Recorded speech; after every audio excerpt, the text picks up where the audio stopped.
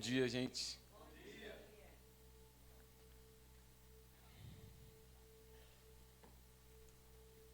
Então, mudei meio que tudo que eu ia falar. Nunca fico confortável quando eu faço isso.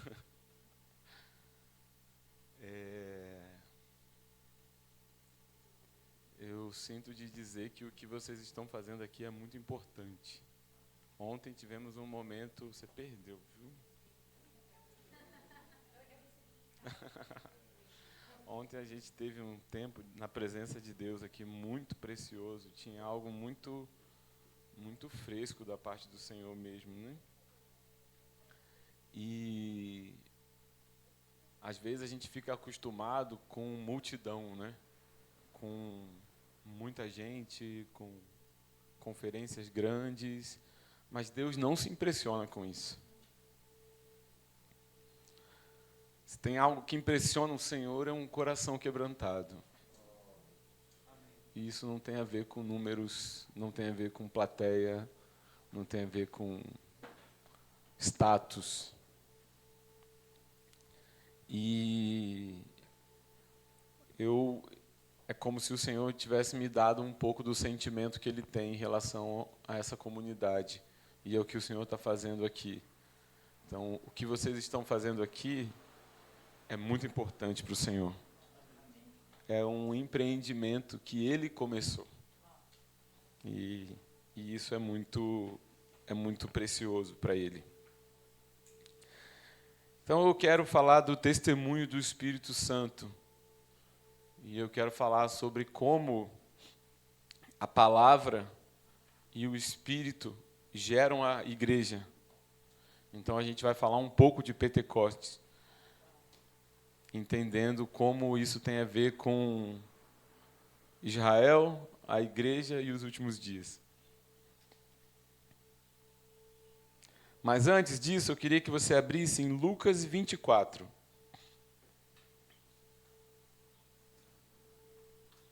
Lucas, capítulo 24.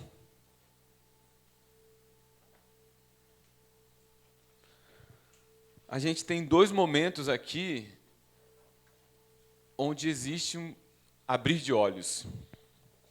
A gente tem o momento dos discípulos no caminho de Emaús.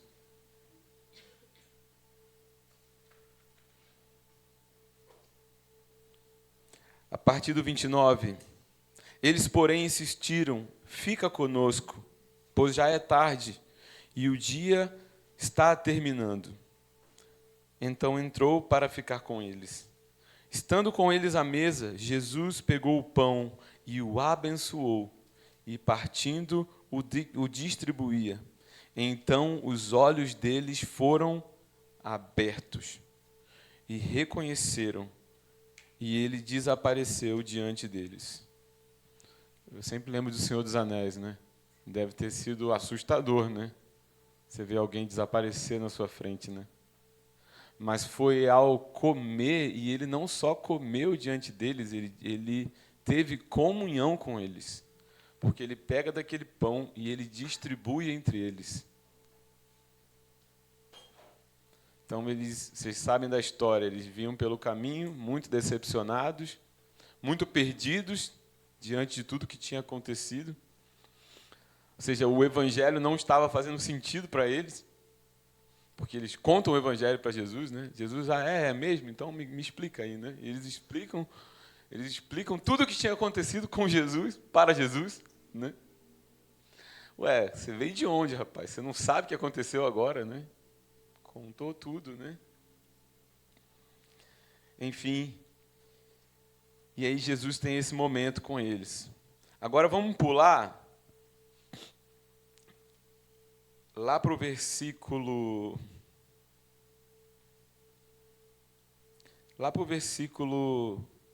36.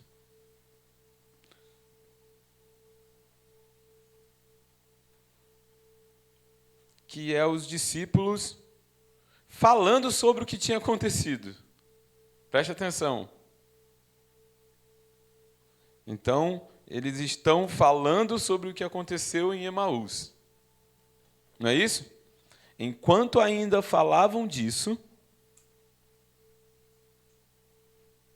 falavam o quê? Que o coração ardia, que pediram para ele entrar e ele entrou, que ele partiu o pão e os olhos dele foram abertos e eles reconheceram quem era aquele homem. Enquanto ainda falavam disso, o próprio Jesus apareceu no meio deles e lhes disse: Shalom seja convosco. Mas eles, assustados e com medo, pensaram que estavam vendo algum espírito. Ele, porém, lhes disse: Por que estáis angustiados e por que surgem dúvidas no vosso coração? Olhai as minhas mãos e os meus pés, pois sou eu mesmo. Apalpai-me e vede, porque um espírito não tem carne nem osso, como percebeis que eu tenho. E dizendo isso, mostrou-lhes as mãos e os pés. Admirados e ainda sem acreditar por causa da alegria, Jesus lhes perguntou: Tendes aqui alguma coisa para quê? Comer. Preste atenção nisso, que a gente vai desenvolver esse pensamento. Tendes aqui alguma coisa para comer? Será que Jesus estava com fome? Eu não acho. Eu tenho certeza que não. Tendes aqui alguma coisa para comer? Vocês vão ver depois o que isso tem tudo a ver com vida de igreja. A vida da igreja.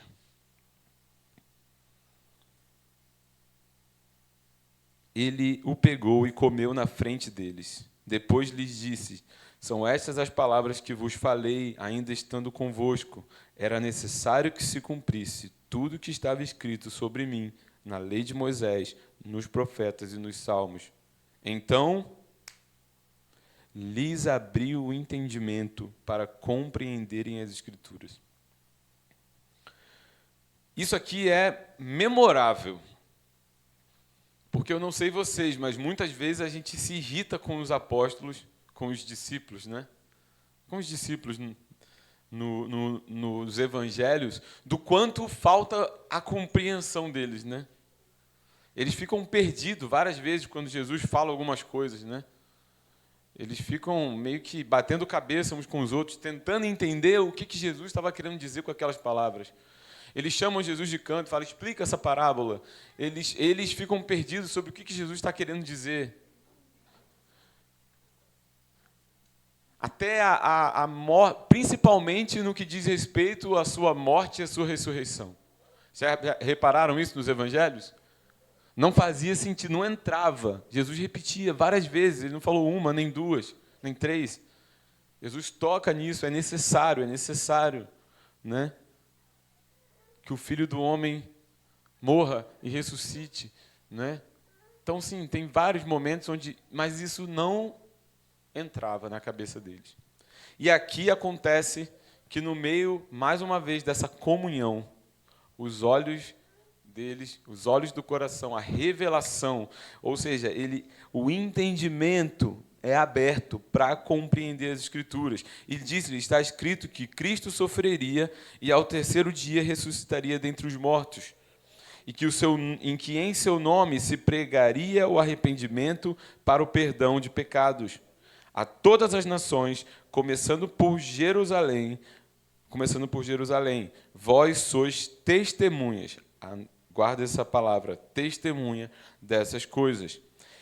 49. Envio sobre vós a promessa do meu Pai, mas ficai onde? Em Jerusalém, na cidade, até que do alto vocês sejam revestidos de poder. Então, Jesus está dizendo que eles deveriam ficar na cidade, até que do alto o poder viesse sobre eles. Então, o que a gente entende, e a gente, indo mais para frente, eu quero ler com vocês agora Atos 2, do 1 ao 21.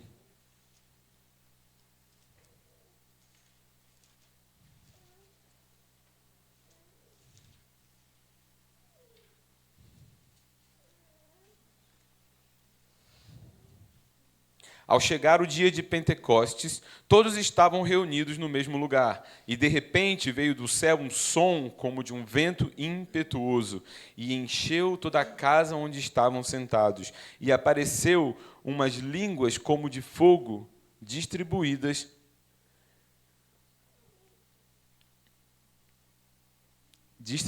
entre eles, e sobre cada um pousou uma. Todos ficaram cheios do Espírito Santo e começaram a falar em outras línguas, conforme o Espírito lhes concedia que falassem. Estavam em Jerusalém judeus piedosos de todas as nações que há debaixo do céu. Quando o som foi ouvido, a multidão se aglomerou e todos ficaram confusos, pois cada um os ouvia falar na sua própria língua. E perplexos e admirados, diziam uns aos outros: por acaso esses que estão falando não são galileus? Como então cada um nos ouve falar em nossa própria língua materna? Cada um de nós os ouve falar em nossa própria língua materna. Partos, medos, elemitas, habitantes da Mesopotâmia, da Judéia, da Capadócia, do Ponto e da Ásia, da Frígia, da Panfilha, do Egito e das regiões da Líbia, próximas a Cirene, romanos aqui residentes, tanto judeus como os convertidos ao judaísmo. Então, aqui a gente vê todas as nações da época estavam reunidas ali. Os judeus de todos os lugares estavam recebendo disso. E isso acontece em Pentecostes. Pentecostes. Então, isso se cumpre o que Jesus também fala em Atos 8. Mas vocês receberão poder ao descer sobre vós o Espírito Santo, e sereis minhas testemunhas, tanto em Jerusalém, quanto em Samaria, Judéia e até os confins da terra. Então, ele tá dizendo que esse derramar é para que o testemunho do Evangelho avançasse a todas as nações. E não só isso, que não era suficiente apenas compreender o Evangelho. Era preciso o derramar do poder de Deus. Quando Jesus ele critica os fariseus e os escribas, eles falam: vocês erram porque vocês não conhecem o quê? Nem as Escrituras e nem o poder de Deus. Não era suficiente conhecer as Escrituras. Era preciso conhecer o autor das Escrituras, o poder que há nas Escrituras. Então, a igreja ela é isso. Ela é resultado da revelação do Evangelho, mais o poder do Espírito Santo derramado. Igual testemunho para todas as nações. Igual comunhão de todos os santos.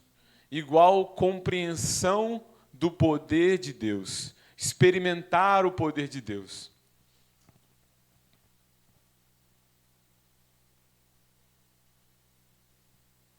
Então, nessa etapa de esperar o Espírito Santo, a compreensão dele já estava aberta para muita coisa.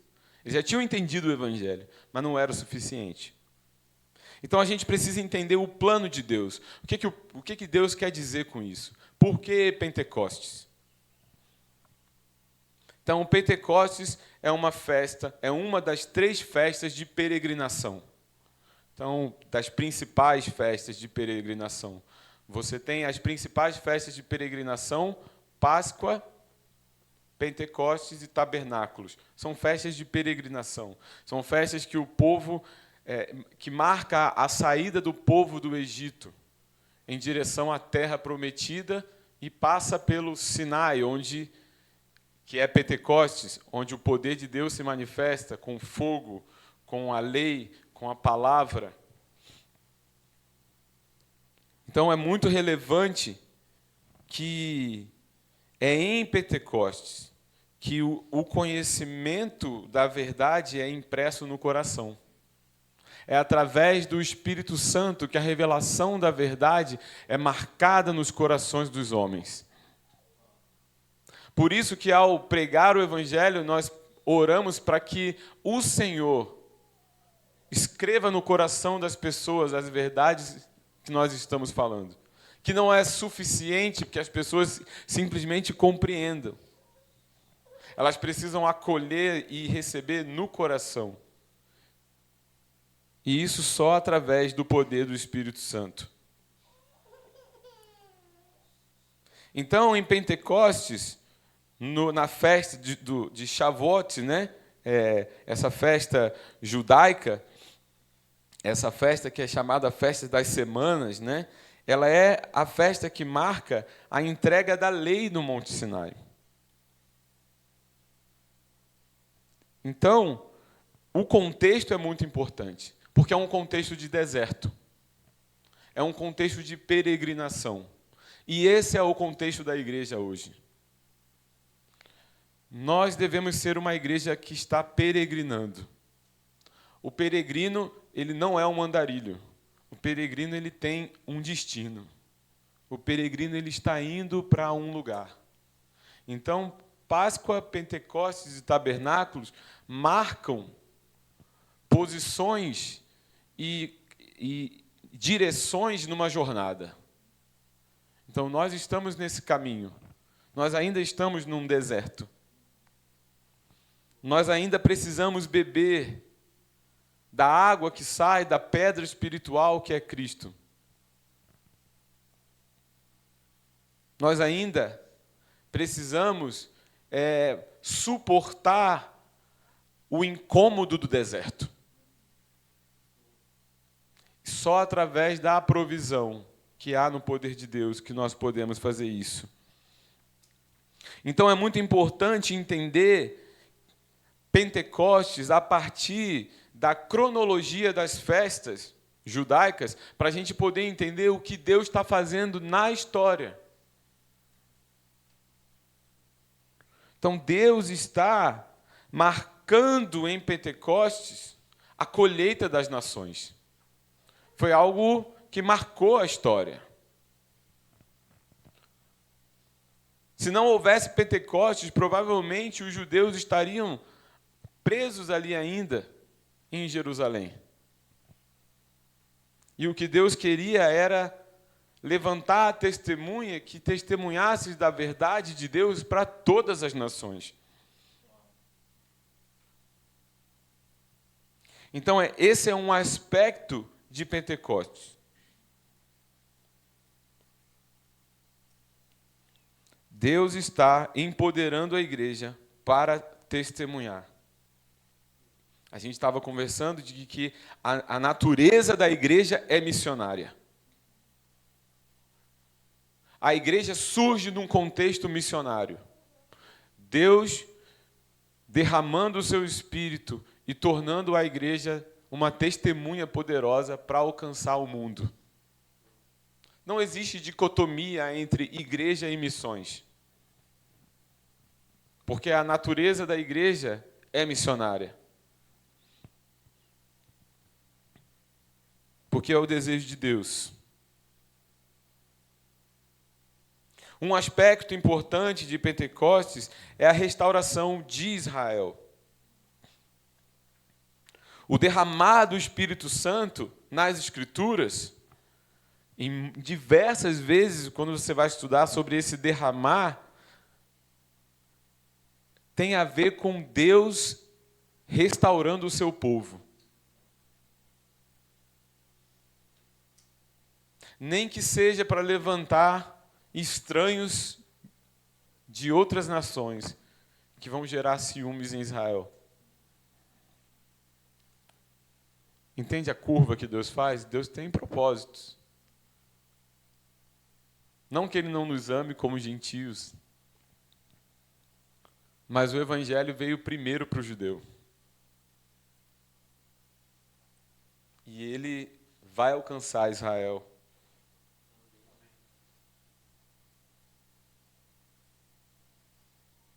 Então, quando a gente vê esses elementos, vento, fogo e línguas, foi falado aqui pelo Esdras. Então, vento evoca teofania. É a manifestação visível do próprio Deus. Como Elias, que numa brisa suave, Deus estava ali. como os anjos que muitas vezes se manifestam como vento. Deus, próprio Deus aparecendo. Ezequiel 37 fala de Deus soprando sobre o vale de ossos secos. É aquilo que Deus estava fazendo ali. Deus estava soprando sobre judeus de todas as nações. Não eram gentios, de todas as nações. Pentecostes fala de judeus de todas as nações. Deus estava soprando sobre ele, levantando um exército para testemunhar que Yahweh é o Senhor para todas as nações. E Ezequiel 37 fala da restauração dos últimos dias. Deus vai fazer de Israel um exército que vai testemunhar do Senhor. Fogo também evoca teofania. Tem a ver com o fogo purificador. E tem a ver também com o julgamento de Deus.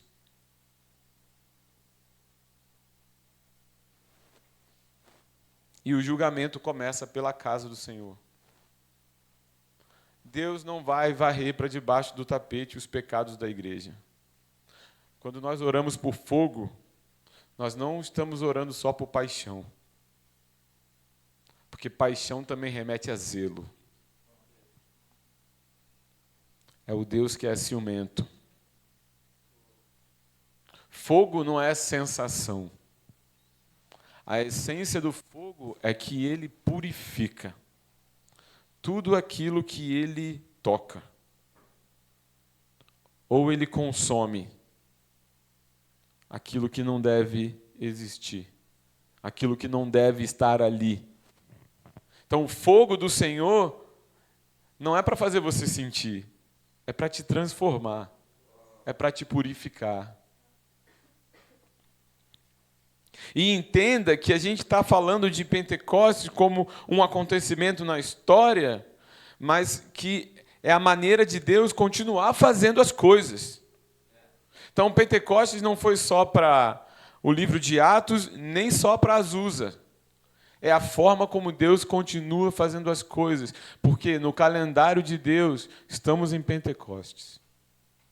Deus continua derramando o seu espírito, seu vento, seu fogo. E língua marca o início dessa colheita. Línguas é essa evidência mais forte de Pentecostes, né? É o início da colheita, e essa evidência também, ela se repete em Atos 10 e em Atos 19.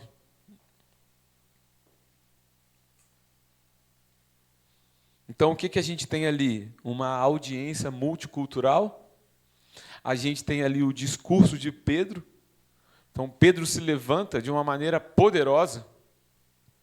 A partir daquele momento, o testemunho daqueles caras confundia todos que conheceram eles antes. Não são estes pecadores? Isso era toda hora falado. Porque o poder de Deus faz de você alguém eloquente. Línguas. Testemunho. A estratégia de Deus de alcançar o que está além de você. Barreiras culturais. Barreira linguística. Então a gente tem a mensagem de Pedro, né? E Pedro se levanta e ele vai dizer: isso é o que foi dito pelo profeta Joel. Deus está capacitando os seus discípulos a serem testemunha para todas as nações. Não basta a gente saber que a gente tem que evangelizar. A gente precisa do poder de Deus. Não basta saber que as pessoas estão indo para o inferno. Se o zelo do Senhor não tocar o seu coração, porque é o zelo do Senhor que te move. Eu não estou falando que você precisa estar sentindo para evangelizar. Mas você precisa ser ungido para evangelizar. Você precisa ser ungido para testemunhar. Porque o que convence o homem é o poder de Deus. Não são meras verdades.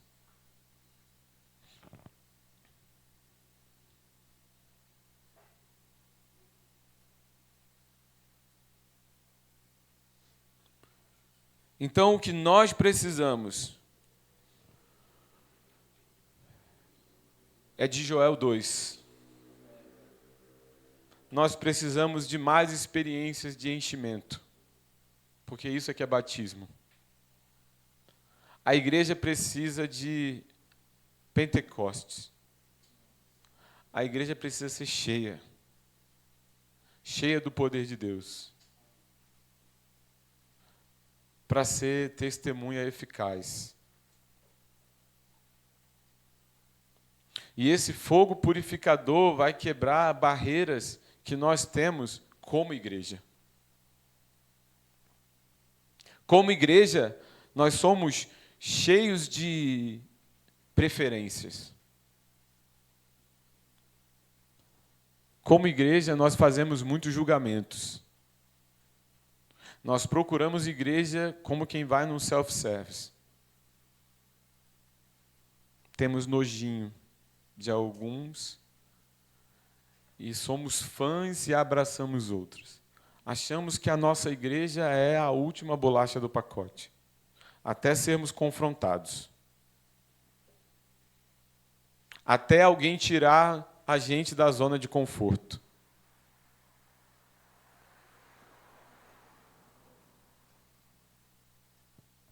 Precisamos do poder de Deus para nos quebrantar, para nos purificar, para fazer de nós um exército apto, capaz de corresponder ao chamado do Mestre.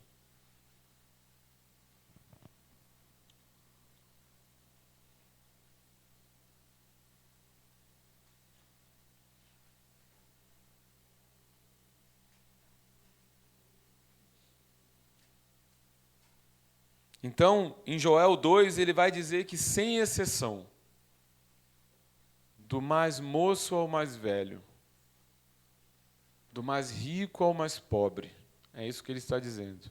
Quando fala até sobre os meus servos, até sobre os servos e as servas, ele vai derramar o Espírito sobre toda a carne. A profecia de Joel, quando Pedro fala, isto é o que foi prometido, ele não está dizendo que é tudo aquilo. Até porque se você olha o texto, você vê que nem tudo aquilo se realiza ali. O que isso diz para nós? Que ainda há mais para ser realizado. Ainda há mais para ser realizado. E o Senhor vai fazer coisas poderosas nos últimos dias. Mas ou nós vamos ficar ofendidos, ou seremos purificados pelo fogo, para conseguirmos suportar aquilo que o Senhor vai fazer nos últimos dias.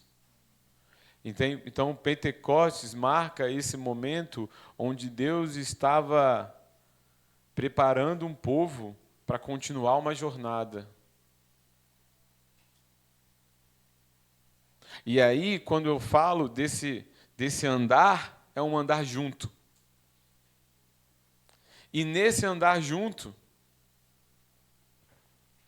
é onde as coisas começam, as atrapalhadas começam a aparecer.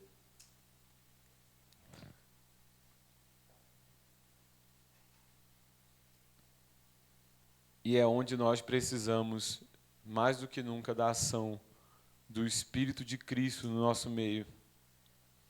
Por isso que eu tinha dito que é no momento onde Jesus tem comunhão com aqueles homens que ele se revela. Comer junto. Para o judeu, comer junto está muito associado a fazer uma aliança. Comer junto para o judeu é algo muito significativo.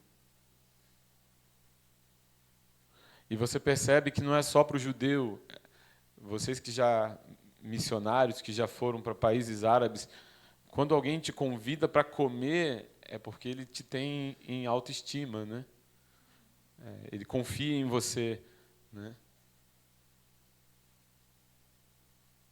E Jesus come com aqueles homens, e a partir desse lugar de comer é que a revelação chega até eles.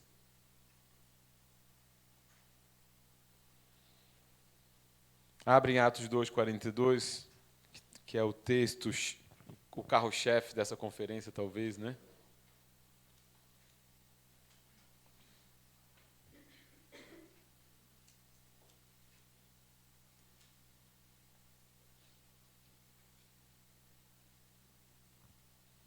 Então a gente tem o momento tão esperado de Pentecostes, onde eles estavam esperando, reunidos, no mesmo lugar. A gente vê Pedro com um discurso poderoso, uma pregação poderosa, pregando o arrependimento, pregando o evangelho.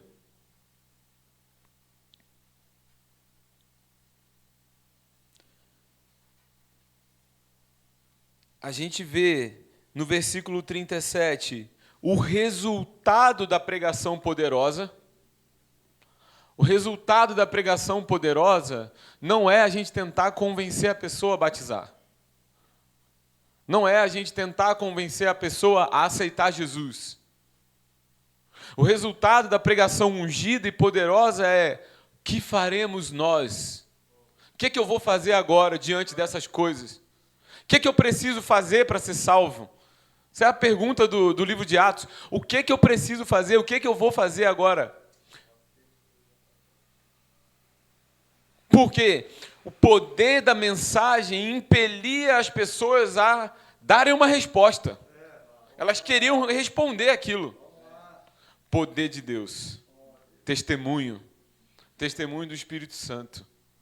O testemunho do Espírito Santo afia as nossas palavras. E ela vai direto no coração das pessoas. Ao ouvirem isso, eles ficaram com o coração pesaroso e perguntaram a Pedro e aos demais: irmãos, o que faremos? E aí eles pregam o evangelho. E muitos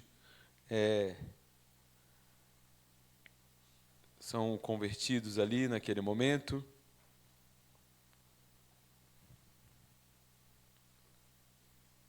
E aí, pula para 3.000 pessoas, né? Quase 3.000 pessoas são batizadas naquele momento. Deve ter sido, assim, absurdo de assistir aquela cena. É interessante que a Bíblia ela não é alarmista. Isso só prova que o testemunho da Bíblia é fidedigno. Porque a Bíblia ela não tenta transformar, né? Nossa, uma vez eu estava lá em Moçambique, no norte, e eu fui estudar o Alcorão, né? Então, assim, tem uns negócios assim que é muita doideira, né? Assim, é um copia e cola da Bíblia muito mal feito, né? A verdade é essa. O pessoal tenta passar pano para a linguística e tal, mas é muito fraco. Mas a Bíblia, ela não tenta aumentar a coisa. Então, aqui ele está dizendo: desse modo, os que acolheram a palavra foram batizados, naquele dia juntaram-se a eles quase 3.000 pessoas. Poxa, explica direito que foi uma loucura. Deixar a água suja, que foi uma doideira, foi tipo This is Movement, vezes não sei quanto, sabe assim? Não, a Bíblia não fala. E aí, pula para a rotina. Versículo 42 em diante é rotina. Porque tem a palavra perseveravam. Então não foi um acontecimento. É rotina. E perseveravam na doutrina dos apóstolos, na comunhão, no partir do pão e nas orações. E em cada alma havia temor. E muitos sinais e feitos extraordinários eram realizados pelos apóstolos. E todos os que criam estavam unidos e tinham tudo em comum. Vendiam suas propriedades e bens e repartiam com todos segundo a necessidade de cada um, e perseverando de comum acordo, todos os dias, olha a rotina, no templo, partindo pão de casa em casa, e comiam com alegria e simplicidade de coração, louvando a Deus e contando com o favor de todo o povo, e o Senhor lhes acrescentava cada dia os que iam sendo salvos. Tem uma sequência aqui, muito bela de ver. Como essa unidade e esse temor.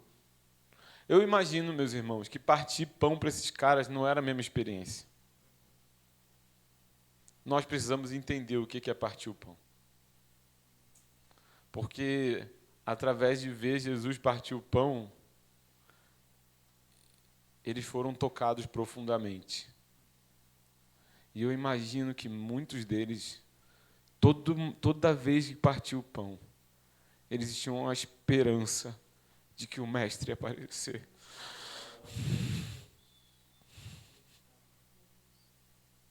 Nós perdemos isso em algum lugar. Nós tomamos a ceia de forma mecânica. O nosso pão é tão pequenininho que não dá nem para partir.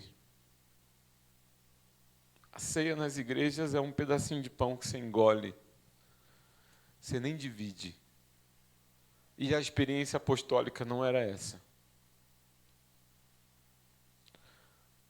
Foi ao comer com Jesus que os olhos deles foram abertos. Foi ao ver Jesus distribuir o pão que eles reconheceram quem era aquele que, quando falava no caminho, o coração aquecia.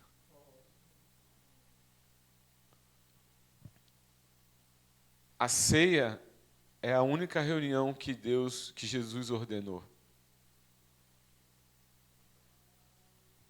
A única. Porque todas as vezes que vocês reunirem, façam isso em memória de mim. Não estou dizendo que a gente não deve reunir para orar, reunir para estudar, para a pregação da palavra. Mas o que Jesus deixa estabelecido como rotina, guarda essa palavra de novo, é partir o pão. É reunir em nome de Jesus. E nós transformamos isso numa programação uma vez por mês, protocolar, de obediência, onde deixamos para o final da reunião, para comer com pressa, para dizer que a gente fez. E a gente perde o poder que tem nisso. Há poder quando nós partimos o pão na presença de Jesus. Jesus está presente todas as vezes que nós partimos o pão. Porque é através da comunhão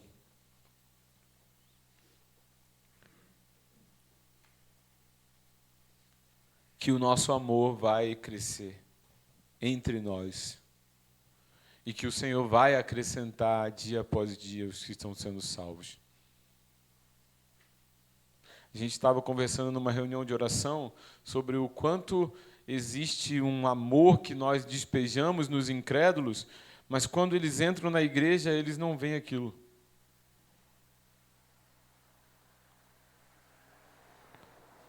Então tem uma coisa de paixão pelos perdidos, amor pelos perdidos. Mas o que Jesus disse em João 17 é que se nós amássemos uns aos outros, o mundo ia crer. E nós estamos querendo amar os perdidos, mas quando a pessoa adentra a igreja, ela não vê o mesmo amor. Não existe. Então, o poder de Deus, é só o poder de Deus que pode fazer isso. Nós somos divididos. Aqui tem pessoas de todas as nações. Se a gente pensar que o Brasil é muito grande, a igreja é um ambiente completamente multicultural. Nós nos separamos de acordo com as nossas preferências, denominações, linhas teológicas. E uma das coisas que Pentecostes vai fazer é fazer com que a gente ouça uns aos outros falando no nosso próprio idioma. Isso tem a ver com unidade. Isso tem a ver com um testemunho que vai gerar Atos 2:42, vai ter poder. Fala que eles perseveravam nos ensinos dos apóstolos, na comunhão, no partir do pão e nas orações. E em cada alma havia temor. As pessoas tinham medo de se juntar a eles, porque reconhecia que Deus estava no meio deles. Onde está isso na igreja hoje? Deus está no meio deles. Então eu não tenho expectativa de que nós mesmos, na nossa própria carne, com a nossa própria, com aquilo que a gente sabe, a gente vai conseguir fazer essa transformação na igreja. Não somos nós, é o poder de Deus. E uma resposta prática para isso que nós podemos fazer é Assembleia Solene. Nós precisamos, como igreja, clamar ao Senhor para que Ele venha. Nós precisamos confessar ao Senhor o nosso fracasso. Nossas boas ideias não produziram aquilo que o Senhor prometeu. Nós precisamos que o Espírito Santo seja derramado mais uma vez na igreja, para nos preparar para a colheita que Deus tem, para nos fazer amar uns aos outros, para que o Senhor acrescente dia após dia aqueles que vão sendo salvos. Eu tive uma impressão ontem, bem enquanto eu orei aqui naquela hora, de que Deus pode... Onde foi, Chay, que... Não sei se foi em Azusa mesmo, que eles acharam que estava tendo um incêndio. Azusa também, né? E chamaram o bombeiro, de tanta glória que tinha no lugar. E era um lugar até desprezível culturalmente. Não tinha pompa nenhuma, não tinha... Deus, Ele pode fazer. Deus, Ele pode fazer de comunidades pequenas como essa. Deus pode derramar seu Espírito. Então, o nosso chamado hoje, agora, é entender o que Deus está fazendo. Deus está nos chamando para ser uma comunidade do deserto. Estamos indo em direção a tabernáculos. O Senhor quer habitar conosco, mas no deserto Ele está nos preparando. Ele quer falar ao nosso coração, Ele quer nos purificar, Ele quer nos levar à obediência.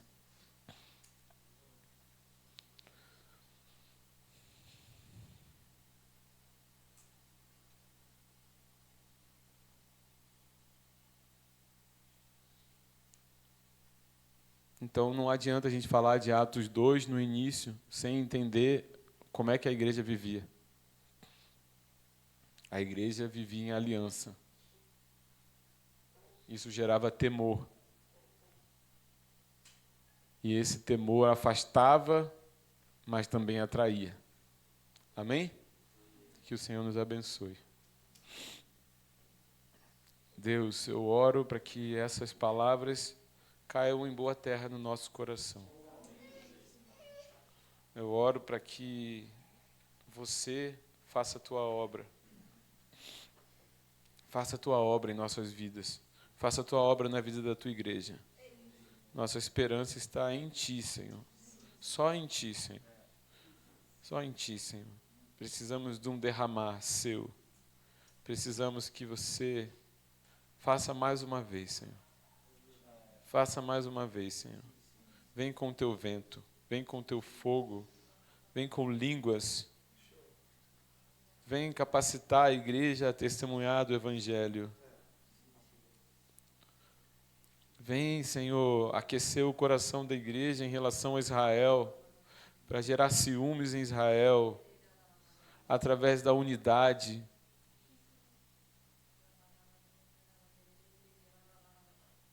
Sim, Senhor, nós queremos experimentar das Tuas promessas nesse tempo, na nossa geração.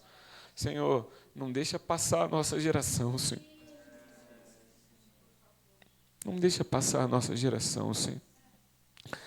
Não queremos morrer no deserto, Senhor. Nós queremos continuar caminhando debaixo da Tua nuvem, Senhor. Em nome de Jesus, Senhor.